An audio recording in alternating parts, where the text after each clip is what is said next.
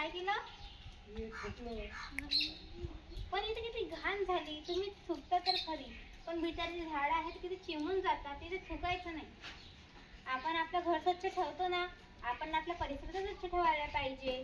त्या आजीने आता पूर्ण परिसर स्वच्छ झाडलं आणि त्यांनी कचरा कुंडीतच टाकला की नाही. आपण ते थुकायचं नाही. आपला परिसर आपल्या घरासारखा आहे, आपण थुकायचं नसतं.